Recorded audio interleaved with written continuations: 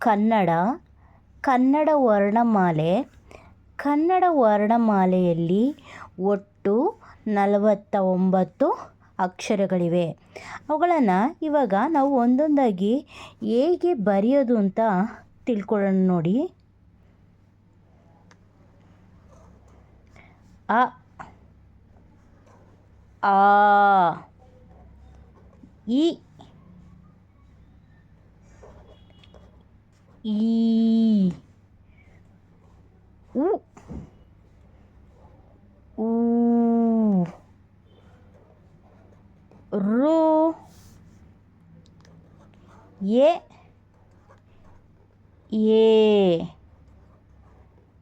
I, O,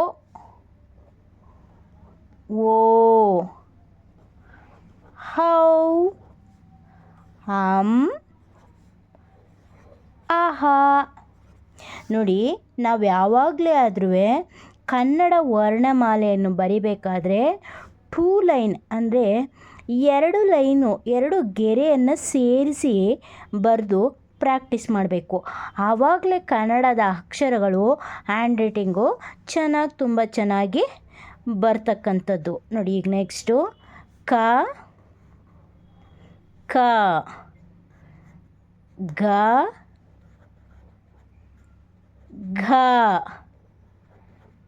ಞ. Next ಚ, ಛ, ಜ, ಝ, ಇನ್ಯ.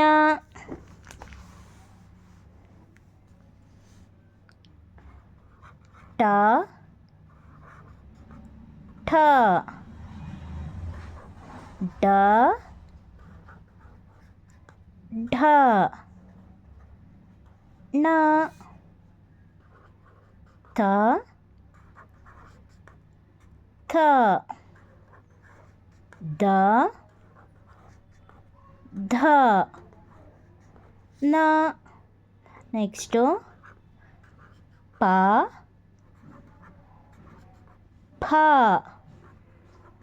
ಬ, ಭ,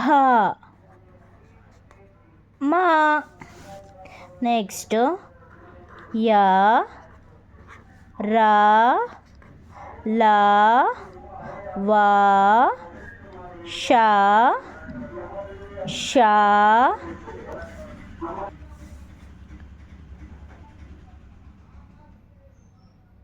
ಸ, ಹ,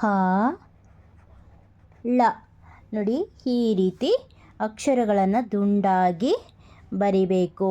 ನಾವು ಯಾವಾಗಲೂ ಕನ್ನಡ ಅಕ್ಷರನ ನೀಟಾಗಿ ಬರಿಬೇಕು ಅಂದರೆ ದುಂಡಾಗಿ ಬರಿಬೇಕು ಅಂದರೆ 2 ಲೈನ್ ಅಂದರೆ 2 ಲೈನು 2 ಗೆರೆಯನ್ನು ಸೇರಿಸಿ ಬರೆದಾಗ ಅದು ಅಕ್ಷರಗಳು ದುಂಡಾಗಿ ನಾವು ಬರಿಬಹುದು.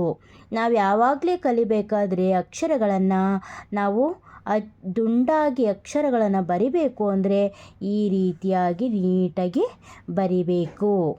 Okay, thank you.